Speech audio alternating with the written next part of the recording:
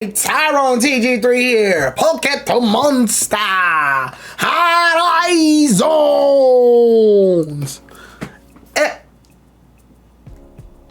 episode 103, 104, and 105.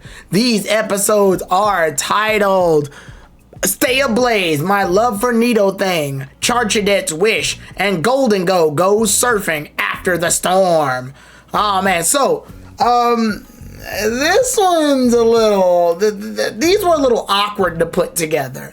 And the reason that I say these episodes are awkward to put together is because these three episodes, they're connected. Okay, they're connected, just very, it's weird. Normally I try to, so if you all know, I do these reviews literally because Pokemon Horizons does a really good job of making like sections, like parts. Pokemon, I will say that works perfectly for these type of reviews too. Pokemon Horizons always does things in pairs of 2s or 3s. They always do arcs in 2s or 3s. Yeah, there's a overarching arc, right? But like, a character's thing can be in 2 or 3. Like, for example, Liko will be going through some character development that would take about 2 episodes. Then Roy would go through some character development that takes about 2 episodes. Then Dot would go through some character development that takes about 2 episodes. 6 episodes total, but I can review each one of their developments, making for a grand total of 3 videos. 3 reviews, each episode covering each character's development.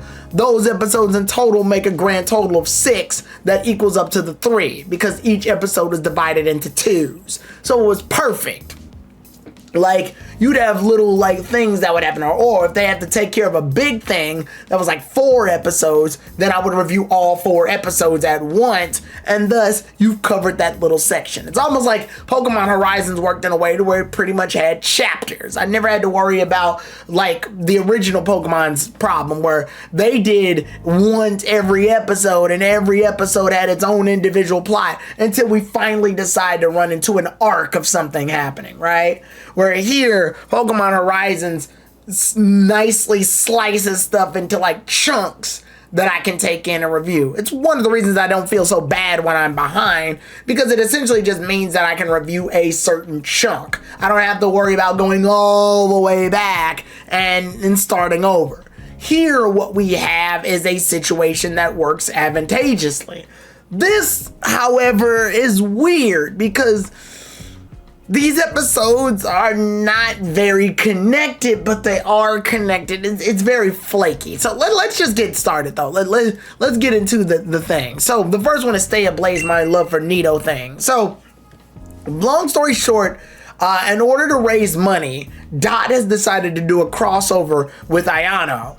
And in order to do that, everybody earns a chance in order to collab and be and shake hands with Needle Thing in person. Well, this is funny for some reason. Liko really wants to see Needle Thing, even though Needle Thing is just Dot, so she can just see Dot. But for her, she's separating the character from the person that's playing the character, which, I mean, that's dedication. I can't knock her for it. And then during all of that, we finally get the locked-in confirmation that one of the members of the Explorers, the one that always works with Amethyst, the guy, I believe his name is, his name's Zerk in English. What's his name in Japanese? I don't think it's gonna tell me. But anyway, Zerk, is his English name, whatever. Zerk, he is a big Needle Things fan, which we knew that from like previous videos, but it was always subtly hinted at. Now it's just flat out in the air. He's a big Needle Thing fan. He wants to see Needle Thing. So he runs into Liko, Roy, and Dot around the same time that they got their tickets so they can meet up with Needle Thing. Weirdly enough, Dot has a ticket to see Needle Thing, even though she is Needle Thing. It's weird. But when all of that takes place, turns out that Zerk loses his ticket So Dot and the others spend all night trying to find it. Like they spend all day trying to find it. Roy, Dot, Liko, Zerk, and what's the girl's name? Onia. Onia is her name? Huh. Anyway, all of them go in to look for it. And while they're looking for it, it seems like it might be gone. So what Dot decides to do is go ahead and give Zerk the ticket. Well, when she decides to give Zerk the ticket, Zerk takes it at first and then declines the ticket because he's like, no, that's my ticket. I want to go and use my ticket because if I get a ticket that's different, it won't be the same or something. It's weird. It's very much a they're sticking with their principles situation. Because Liko was going to give up her ticket realistically, and it would have made sense because Dot's right there.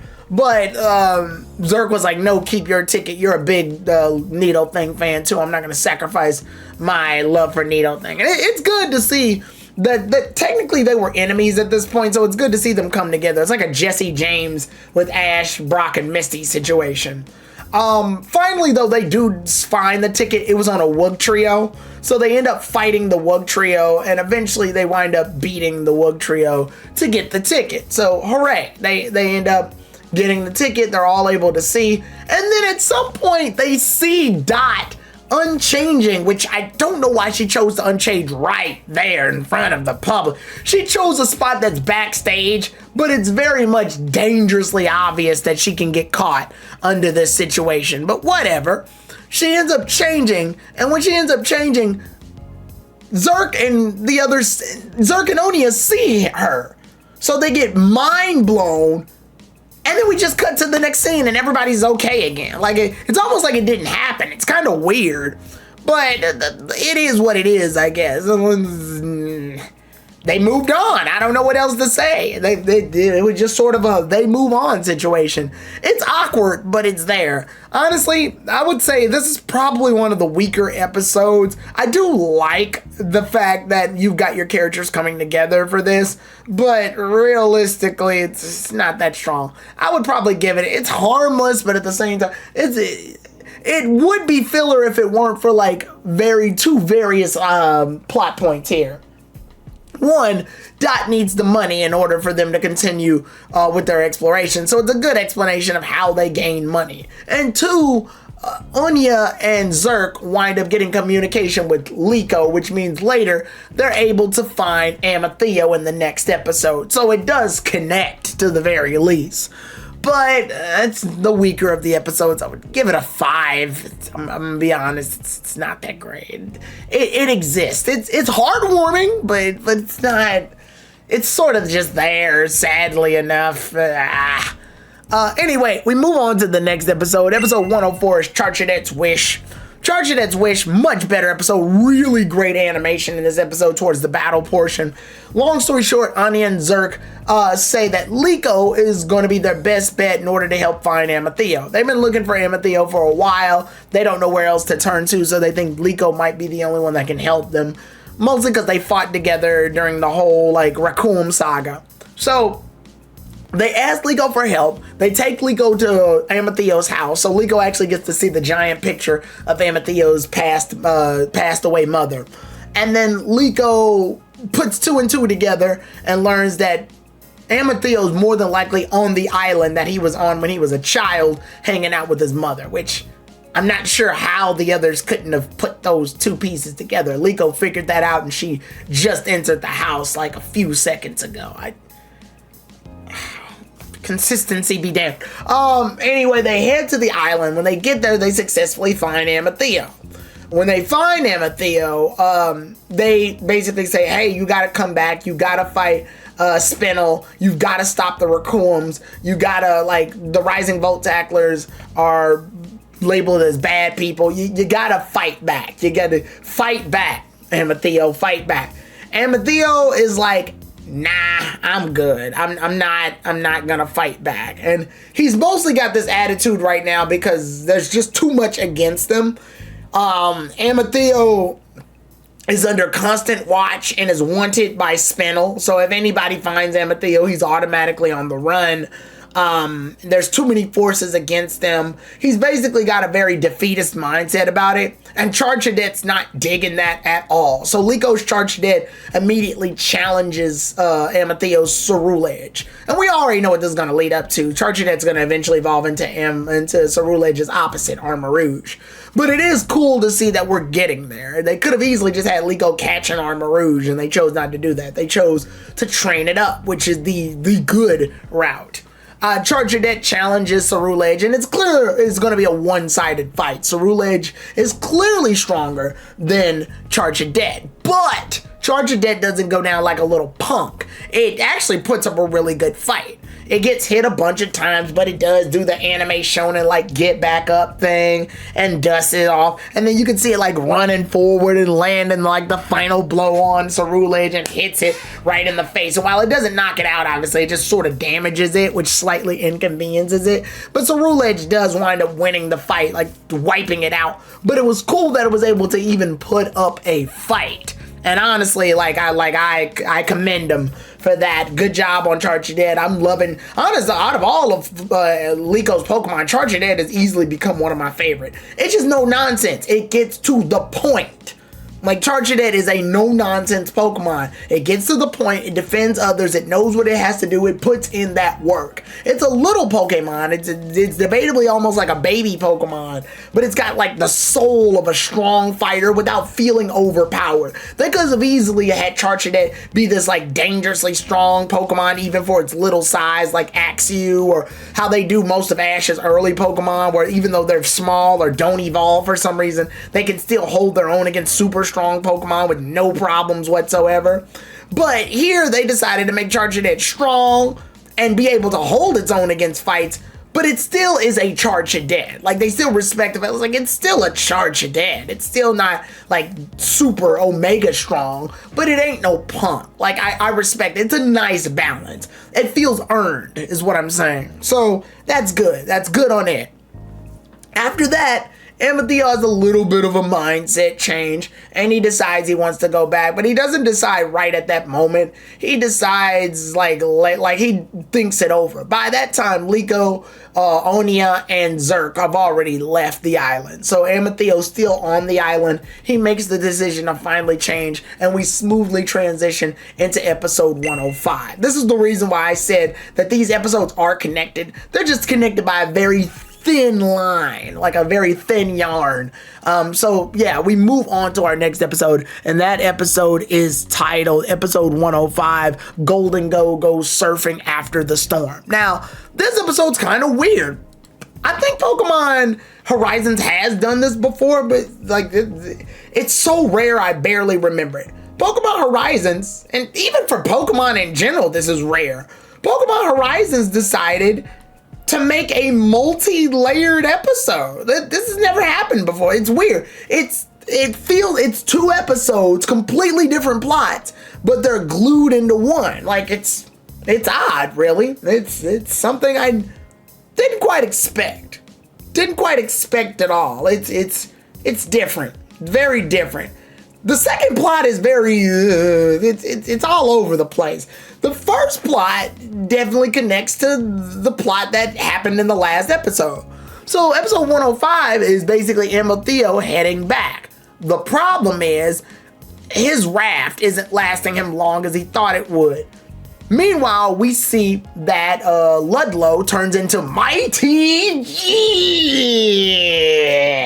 Yeah, he turns into Mighty G, goes out and sees Amethyst like fighting off against the storm and saves him. Well, when he goes to save him, he brings him to this cave area.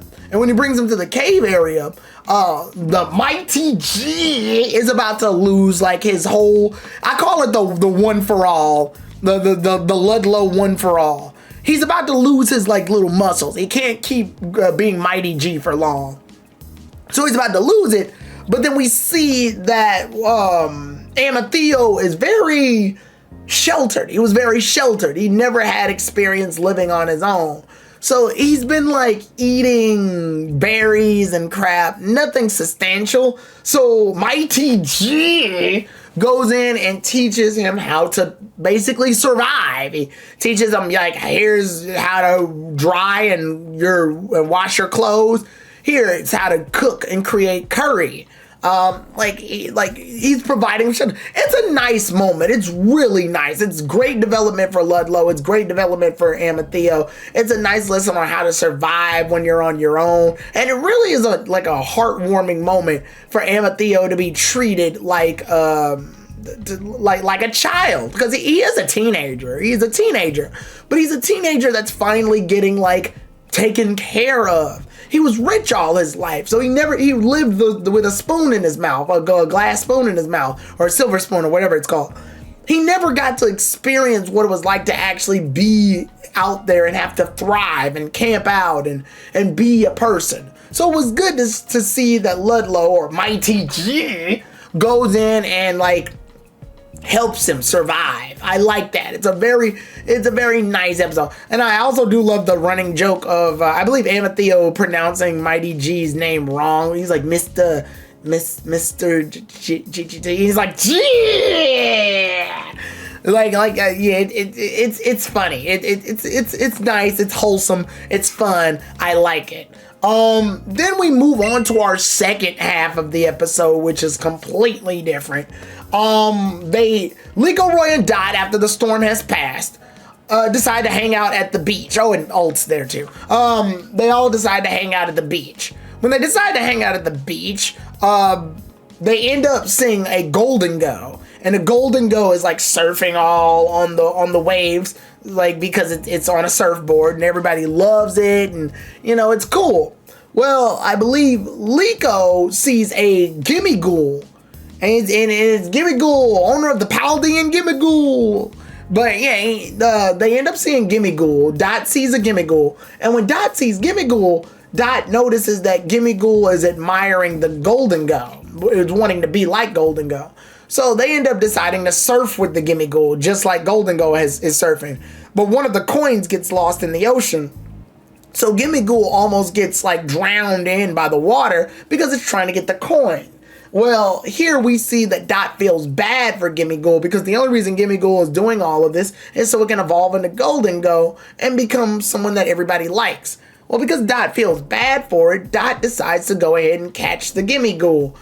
Part of this is a ploy, though, not from Dot, right? It's a ploy from GimmiGOLD, because GimmiGOLD winds up hypnotizing Dot in order to steal more gold coins. She says she won't fall for it anymore, but literally after she catches it, she winds up gathering more coins. It's a fun little running joke of her just doing it now. And it's going to be fun to see that eventually she's going to gather enough coins so that GimmiGOLD can evolve into Golden Go. So that evolution is pretty much confirmed, but it's a funny way of it happening. And yeah, that's pretty much the episode. There's not really much to that episode. It's sort of just there. It's sort of just to quickly give Dot a way to catch a new Pokemon and add it to her roster. So she's now at 3 with Quaxwell, GimmiGOLD, and Tinka-Tuff. And yes, I know of Tinka-Tuff's development, but I will cover it during that episode's review. If I had to give the episode 105 a score, it would definitely be a 7. The only thing preventing it from being higher is, I'm gonna be honest, Amateo / Mighty G's plot is much better, and I wish the episode had just kept going with that one. It would have probably gotten better score.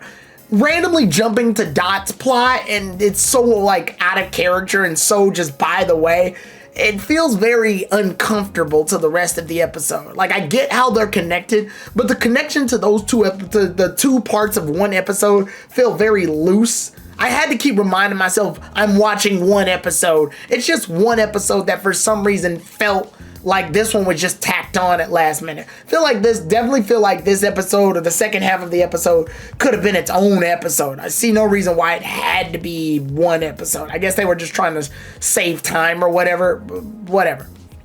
And then episode 104, because I didn't give it a score. Episode 104, I would definitely go ahead and give that one a solid 8. I like Chargenet. I respect Chargenet like so much, and I like the fact that Amatheo made his return, but he didn't make his return like instantly. I like that too. It means that when he does return, it's going to be like last minute. So I do respect that. So with that being said, those are the episodes. The next episode that we are going to review will be episode 106. Mega awesome, the Off Limits Dusk Ball. So with that being said, I will see y'all then, everybody. Tyrone TG3 out.